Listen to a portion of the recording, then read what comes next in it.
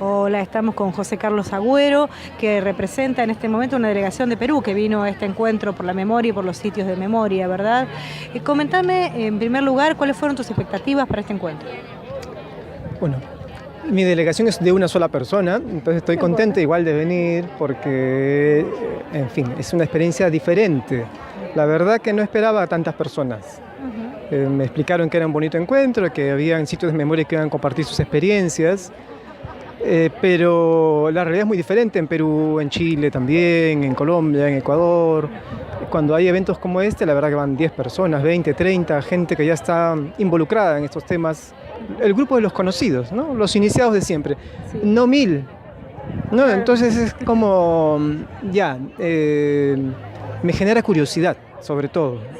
No es tanto en términos de lecciones aprendidas, que no creo tanto en ese tipo de fórmulas, pero sí me genera curiosidad en qué consiste, o sea, cómo es que se construyen estos espacios y las relaciones entre las diferentes personas que están aquí en este encuentro. Entonces sí, curiosidad para saber. Hay de todo, hay diferentes organismos que justamente, como el Faro de la Memoria que tenemos en Mar del Plata, que tiene que ver obviamente con los derechos humanos, pero también con la repercusión de lo cultural, incluso en lo actual, donde se presenta cine, donde se generan debates de diferente índole, donde se genera que otros artistas representen también a través del arte distintas cosas durante todo el año. Entonces eso va haciendo que se acerque un grupo de gente que a veces no tiene el conocimiento pleno, como decías vos, de qué estamos hablando, pero sí una voluntad de construir íntegramente lo que tiene que ver con esa identidad, de sentirse partícipe, de sentirse parte de esto que tiene que ver directamente con los derechos humanos y con la reivindicación de los mismos en la vida diaria, no solamente en la historia, que siempre vamos a la historia, siempre vamos a por lo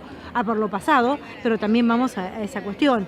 Contanos ahora cómo es la realidad en Perú, justamente lo que me estabas diciendo, grupos pequeños, cómo se trabaja, cómo se hacen las cosas. Bueno, mira, es tan diferente. El tema de memoria en Perú es casi inexistente en términos de impacto público. No es que la gente no recuerde, no es que no haya relación entre sus experiencias de vida en la época del conflicto armado interno y luego en la dictadura y las cosas que viven en la actualidad, claro que hay, pero circulan de manera subterránea, no tienen un efecto mayor en la discusión pública, no generan sentidos nuevos comunitarios todavía. ¿Por qué? Porque no hay marcos sociales adecuados, digamos, ¿no? Hay partidos políticos que no tienen ningún interés en hacer del pasado algo que valga la pena. Exacto. Al contrario, el pasado acaba siendo un arma contra sus propios intereses. Entonces es mejor que el pasado permanezca así, alejado, muerto, seco, estéril, ¿no? Mientras más estéril, mejor, porque los cuestiona y les hace perder legitimidad. Los grupos que podrían ser, digamos, promotores de memoria, como se suele decir, son muy débiles. Trabajan aislados, algunos pertenecen a sectores muy vulnerables, entonces ya no tenían actoría política antes, lo tienen menos luego de sufrir daños. Exacto. Entonces igual son antiguos, están organizados, pero grupos de interés. O sea, actúan como lo que en el lenguaje de la ciencia política se puede llamar grupos de interés. Es minorías activas en relación a algún interés concreto, en este caso, digamos, en torno de las reparaciones específicamente. Sí. Y en ese espacio se mueven y en ese círculo. Ahora, ¿hay posibilidades de que pueda ser mejor? Puede ser mejor, sí. Porque hay un proceso lento, acumulativo, de nuevas preguntas.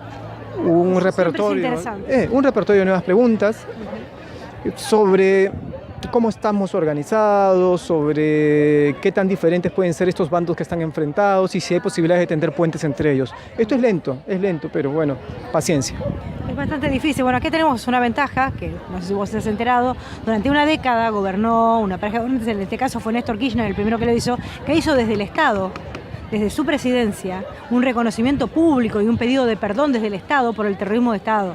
O sea, y a partir de ahí una política de derechos humanos que tuvo que ver con la inclusión, con el promover todo lo que fueron los juicios de lesa humanidad, con el mostrar los centros clandestinos de detención, como estás viendo, marcados, como la Exesma, como el Olimpo, como montones de centros de detención que no estaban visibilizados. Y a partir de esa visibilización no fue solamente el hecho de tomar el lugar y ponerle un cartel de museo, sino convertirlos en centros culturales también de divulgación y de reivindicar no solamente lo terrible del lugar, sino la alegría de recuperarlo.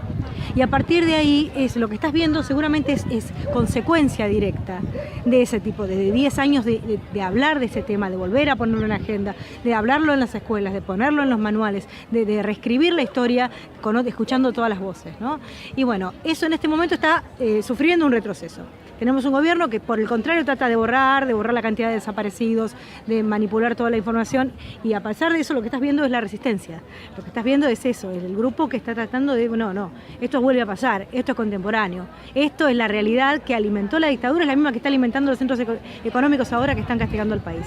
¿Cómo está tu país en esa materia? Porque siempre que vemos una dictadura, un silenciamiento, vemos una opresión económica extranjera, ¿sí? Aplicando un plan que condiciona a la población y que le quita su identidad. Hay dos puntos siempre, uno es la parte económica y otro, el lesionar gravemente la identidad, empiezan por los pueblos originarios y por todo lo que tiene que ver con la cultura del lugar. Tengo que ir para allá. Bueno, el Perú no le va bien. Al Perú le ha ido mal desde hace décadas. Después de un periodo de dictadura militar en los años 60, medio progre, pero luego tuvo una reacción de derecha, vino un conflicto armado interno con decenas de miles de muertos. Luego del conflicto armado interno, vive un periodo de gobierno dictatorial, que duró 10 años y llevó al Perú a la quiebra institucional prácticamente. Luego vinieron gobiernos democráticos, pero que están sumidos en una corrupción muy profunda. Ahora los casos están saliendo en toda América en relación con Lavallato, pero en realidad es mucho más antiguo y mucho más institucional. Entonces es una clase política que, digamos, no tiene la mejor carta de presentación democrática. No perteneciente a su país, parece que fueran afuera. O que en todo caso no es que estén muy sensibles a la agenda y las demandas de los grupos que están más vulnerables, ¿no? Igual, dentro de todo, la guerra no es la paz, ¿no? Y eso es una diferencia importante, y mientras podamos mantenerla, por más conservadora que sea, siempre será mejor que el conflicto armado. Bueno, Sí. esa es la postura que están tomando ahora, pero bueno, desde las ideas y de esto, y también, como siempre, luchando para que un día llegue al gobierno uno de los que reivindique todo esto, estaremos seguramente en contacto y apoyándolos. Bueno, muchísimas gracias. Muchas gracias a ustedes.